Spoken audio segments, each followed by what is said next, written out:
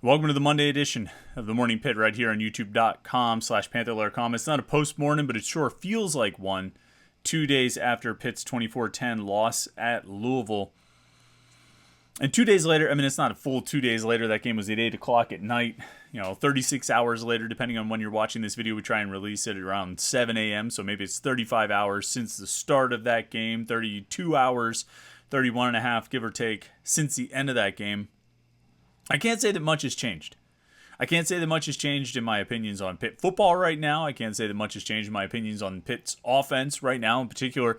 And I'm not really sure what to make of the outlook for the rest of the season. And certainly we'll spend a lot of time this week talking about that heading forward.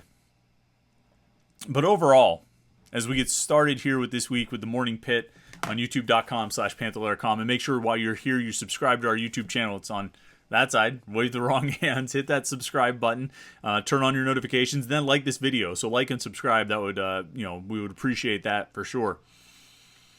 As we started here at the beginning of a new week, I don't know if there's much of a page to turn. I imagine Pat Narduzzi will talk at his press conference later today about turning the page, closing the book on that last game. It was a disappointing loss, and they know what they need to do this week when they take on North Carolina, and that's all good, but I can't turn the page on this quite so quickly. I can't turn the page on what we saw Saturday night quite so quickly, because what I saw was the second time this season that this team has blown a winnable game against an inferior opponent. And I'm willing to go pretty far in my thoughts on the personnel on this team, because I spent a lot of time, and I think I talked about this on Saturday night. I wrote about it on Panther-Lair.com and a couple different places. Because I spent a lot of time in the first 6 or 7 weeks of this season talking about the personnel and how the quarterback wasn't playing well enough. The offensive line hadn't lived up to expectations. The wide receivers weren't being sharp or detailed enough. How there were injuries all over the place. How those 5 starting experienced offensive linemen, returning starters, had not played a single snap together. And of those 5 returning starters, only one through the first 6, by the time they got to game 6, only one was actually starting in the position that he played last season. I talked a lot about those things. I talked a lot about that hit on Kedon Slovis at the end of the first half against Tennessee and how he hasn't been the same since. I talked about overemphasizing the run, not the types of things they need to do in the past. I talked about personnel. I talked about the roster. I talked about the players. I talked about how they weren't getting it done. They weren't executing. They were making mistakes. They weren't playing clean. And all those things were certainly true against Louisville on Saturday night. But I think, and the more that I thought about it, I think this roster is good enough. I think these players are good enough. I think this personnel is good enough. Because I don't think that what we expected out of these players in the preseason, my prediction was 10-2. My prediction was that they would win the Coastal again and compete for the ACC championship. I don't think those predictions or expectations were based on falsehoods. And the reason I don't think those predictions were based on falsehoods, the reason I think we had every reason to believe Kedon Slovis would be better than he has been, and Konate Mumfield would be better than he has been, and Jared Wayne would be better than he has been, and the offensive line would be better than it has been, and the tight end, Gavin Bartholomew, would be better than he has been. The reason we thought basically everyone on offense, aside from Israel Abanikanda and Rodney Hammond, would be better than they have been, the reason we thought all of that is because there was historical precedent for it. Kedon Slovis was good at USC. Konate Mumfield was good at Akron. Gavin Bartholomew and Jared Wayne were good for Pitt last year. These offensive linemen did not forget how to play football. Kedon Slovis didn't forget how to play football. Konate Mumfield and Gavin Bartholomew and Jared Wayne did not forget how to play football, but they are all demonstrably worse than they have been at previous points in their career. And I think there's only one conclusion you can draw there. Now, this is not to absolve the players of anything. All right, there were plenty of mistakes. I mean, just running through some of the plays. False start on the center. How the heck does the center take a false start penalty? You have a play near the end, Louisville's final forced turnover, which ended up turning into a touchdown, where half the offensive line doesn't even move, including Gabe Hoy, who just stands there as the defensive end runs past him because someone either didn't properly communicate the cadence, didn't properly enunciate the snap count, or somebody didn't listen while they were in the huddle. But either way, it was a mess up. Either way, it was a screw up. Carter Johnson has a block in the back. Stephon Hall, I mean, we're getting away from offense there, but he has an illegal block or an unsportsmanlike conduct penalty or a personal foul or whatever it was on a damn touchback. But I'm getting away from the offense. We're keeping the focus on the offense right here. How many times did we see, first of all, we saw at least 2 timeouts I can think of that they had to call because the play clock was running down. It might have been 3. How many times do we see not slow out of the huddle, but wasting time at the line of scrimmage because guys are lined up in the wrong side? And I'm there's a coaching element to that, but I'm going to put some of that on the players. You need to know where you're supposed to be. You need to know what you're supposed to be doing. You need to know how you're supposed to line up and what your job is on a play. If you don't even know what side of the quarterback to line up on, if to go to the right side of the field or the left side of the field, how the heck can we trust you to run the right route and be in the right spot when the quarterback needs you to be there? And there were multiple times you saw Kedon Slovis demonstrably gesturing, say, get over here, get over here, get over here. And there are different reasons for those issues. And maybe it's on the receiver. Maybe Slovis isn't communicating it well. Maybe the signals aren't being sent in right. There are a lot of different things. But it all comes down to one giant disjointed mess, which is kind of a good way to describe this offense for 7 games now. A giant disjointed mess. And a whole lot of that is the players. When you look at Saturday night's game, the reality is Pitt should have had at least 21, 24 points, if not 28, in the first half. To go into halftime, it is a 7-7 game. It's absurd given the success that Pitt was having. When they drive inside the red zone and throw an interception, they drive inside the inside the red zone again and have a fumble. They drive inside the 30 and throw an interception. Those are player mistakes. That's on Kedon Slovis. And so make no mistake about these things we're talking about here, what I said on Saturday night, what I've written since then, what I'll continue to say here on this show and probably throughout the week. Kedon Slovis is by no means innocent in this whole thing. His 2 interceptions were terrible plays, terrible decisions. There's no reason to throw that first pass to Konate Mumfield. No reason to throw it over Daniel Carter's head, to throw it over the easy completion for a probable first down to a guy who is covered well on an underthrown pass that is easily picked off. There's no reason to throw that. And that play was particularly frustrating to me because I thought their offense on the first drive, really throughout the first half, but especially in that first drive, roll back the tape on last week's Panther-Lair show or some of the things I talked about on the Morning Pitt last week and see that I almost described that first drive almost to a T. First play of the drive, first play of the game, first offensive snap of the game for Pitt. They run play action and dump it to the fullback in the flat. And guess what? It gets 8 yards. It's amazing, isn't it? Second play, now that you've shown you'll do that, maybe you've got Louisville on its heels just a little bit. They have to just keep a little bit of an eye out for your play action game. And so you hand it off and you get 10. Izzy Abanikanda runs for 10 yards on 2nd and 2. Third play, it's El Barto. 2 tight ends, 2 backs. That's all right. You throw to one of those tight ends, and guess what? Good things happen. Like, an 18-yard reception.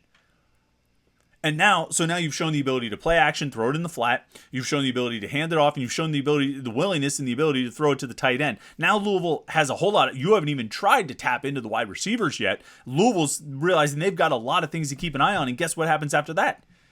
Izzy Abanikanda goes for 15 yards. I think that might have been the one he went around left end because there's so many around the left tackle because there were so many things that Louisville now realized they had to account for. You weren't one-dimensional.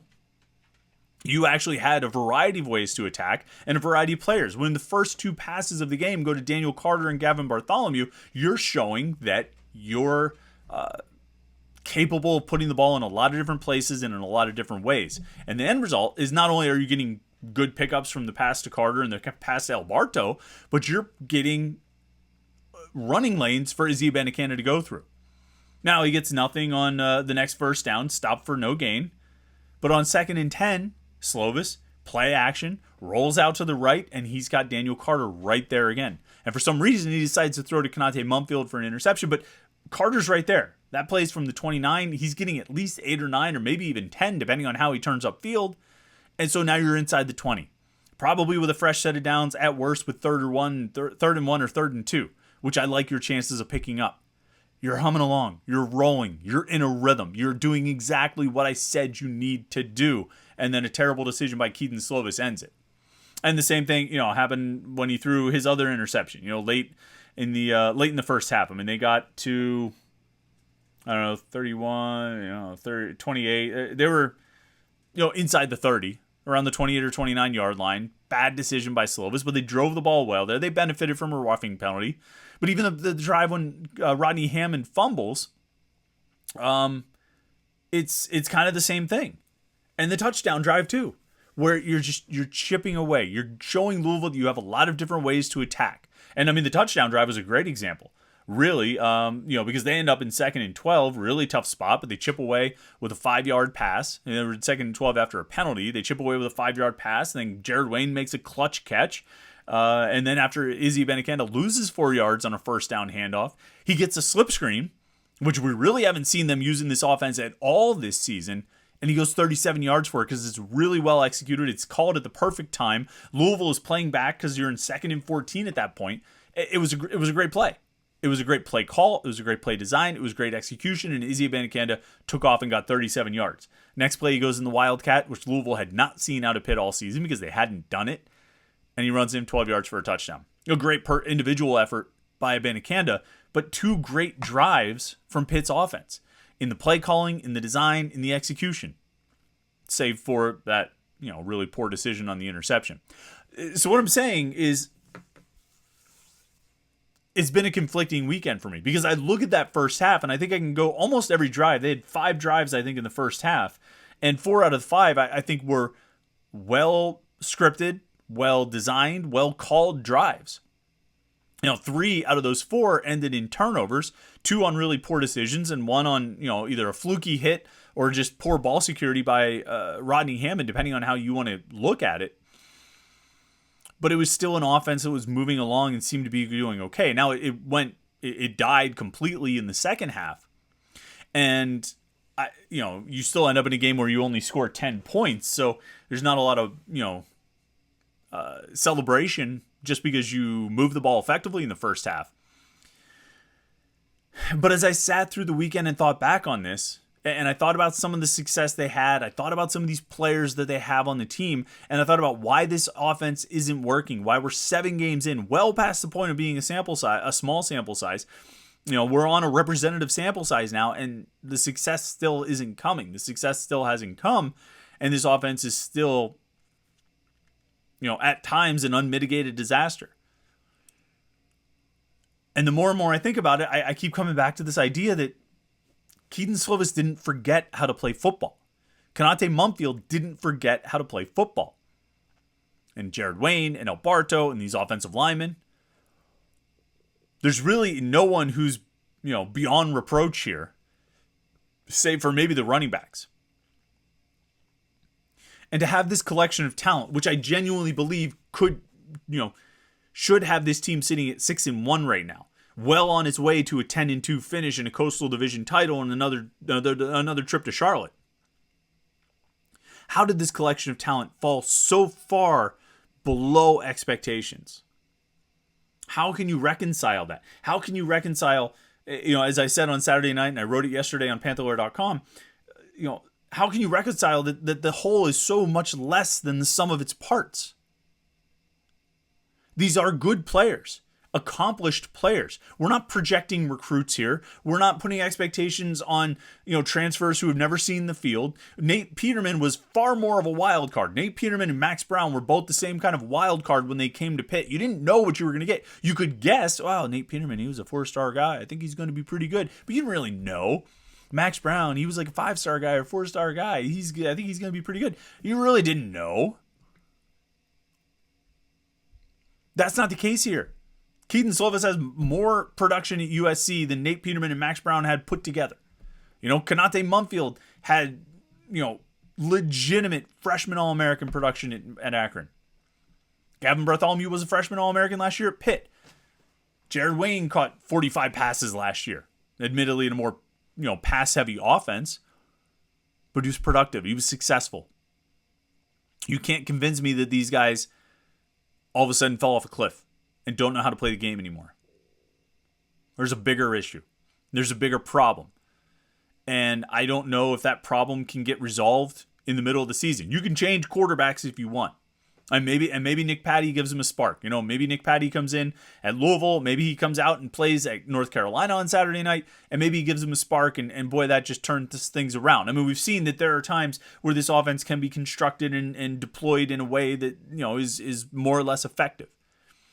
But I think there are deeper issues in this offense. And how deep it runs? I mean, it looks like it runs pretty deep. Because when you have a collection of talent, when you have players who should be much better than they are, players who have been in the past in their careers much better than they are, currently, and they're playing at such a low level, something's wrong. Something's rotten in the state of Denmark, and it's not for me to say what it is or to know what it is because I'm not inside the building, but something's rotten with this offense. And I don't know how you fix it. There are, what's the old saying? Alexandrian solutions to a Gordian knot. I don't know if Pat Narduzzi is that type of coach to look at those solutions. But as I said on Saturday night, and I wrote on Sunday, and I'll probably keep saying it, I think the flight from Louisville to Pittsburgh, the bus ride from Pittsburgh International Airport to the south side, and then the drive from the south side back to Narduzzi's house. I think he lives in the North Hills somewhere. He needed to spend most, if not all of that time asking himself that question. That question of how did these players end up performing so poorly? How have these players ended up performing so poorly? Seemingly all season long. Because the math doesn't add up. It doesn't add up. Defense has been fine. I think the defense has been good. What do they give up? They lose this game 24-10. They give up 17 points. If your defense gives up 17 points, you've done enough to win. Quite frankly, if your defense gives up what did Georgia Tech score? 26 or something like that? I forget if they even had points that they got, whatever. If you hold your opponent under 30, you should win most games. In college football, you should have the expectation to go out and score more than 30. And if you have an elite defense, you're holding most opponents under 30. That's what passes for elite defense or high-end, top-end defense. Maybe elite defense is you hold everybody under 17. Top-end defense, good defense, conference championship winning defense holds everybody under 30. And that's what, I think Pitt's defense has been good enough at that. They've had their issues. They've had their shortcomings. They've gotten beat by the run. They played a good game at Louisville. They played a really good game. They gave up plays, for sure. That double pass, they gave up that play. It was a great play. It was called at a perfect time. It was executed perfectly. Malik Cunningham's a stud. They gave up one or two running plays, but they gave up 17 points. That's playing good enough to win. They even got a turnover.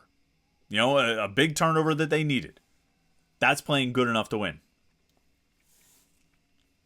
The offense is costing them games. It's cost them 2 already. Should be 6-1. We'll have a lot of time this week to talk about what they should do going forward, where they need to improve, what needs to happen, what needs to be better, and all that stuff. The answers. It's a lot of the stuff that I talked about already. It's a lot of stuff that I talked about last week of how they need to get this offense going. Whether or not it'll happen in the last 5 games or the next 5 games, however you want to look at it, is beyond me. I have no idea. I really don't know. North Carolina's an interesting game, and I'm sure I'll probably say this a lot. Look, Pitt should be able to run on them. Even if North Carolina knows they're going to run, they should be able to run. They should still be able to accomplish that. But I just don't know. They might score 24 or 28 points. I don't think this offense is going to go and score 10 points every game the rest of the season. They should be able to score 24 or 28 points on, objectively the worst defense in the ACC. I just don't know if 24 or 28 points is going to be good enough. Even though Pitt's defense has been playing well, North Carolina's got, also the best offense in the ACC. And they're going to put up points. No matter what, even if Pitt's defense has an okay game, I think they're going to give up plays to North Carolina, and all the people who are already calling for Pat Narduzzi's head are going to double down in those chants, and it's going to be even more annoying next week than it is this week. I just don't know if they can score with Carolina. And so it's going to take a Herculean effort from the defense, and a Herculean effort from the defense might be holding them to 24 points. It might be holding them to 17, and then you give up a pick six or something that makes it 24, and you lose a game 24-21.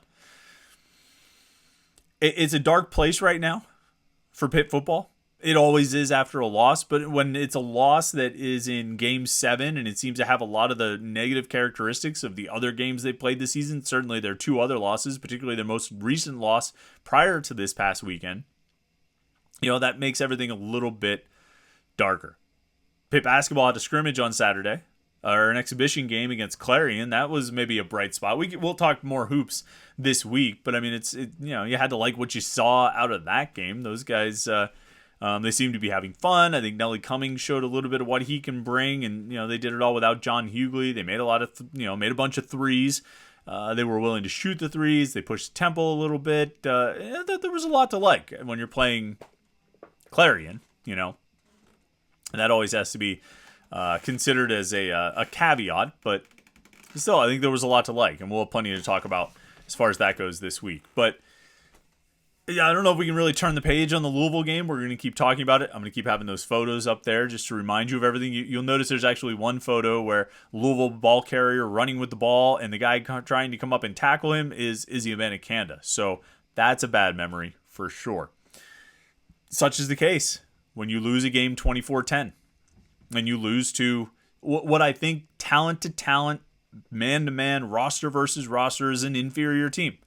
And I would contend that Pitt has been more talented than every team on their schedule other than Tennessee. I would say Pitt has had more individual talent, if you just lined up roster to roster, than every team on their schedule other than Tennessee. But they haven't played up to that level. And maybe some of it's execution. Maybe a lot of it's coaching. And Pat Narduzzi's going to have to figure out what side of that he comes down on. And maybe more to the point, what he's going to do about it. It's going to be an interesting week, for sure. Be interested to hear what the players and coaches have to say. I mean, we could probably guess what they'll have to say, but they're going to probably face some difficult questions that they're not real keen on answering. I think we might have an opportunity to talk to Frank Signetti this week. We'll see if that happens and how that goes, but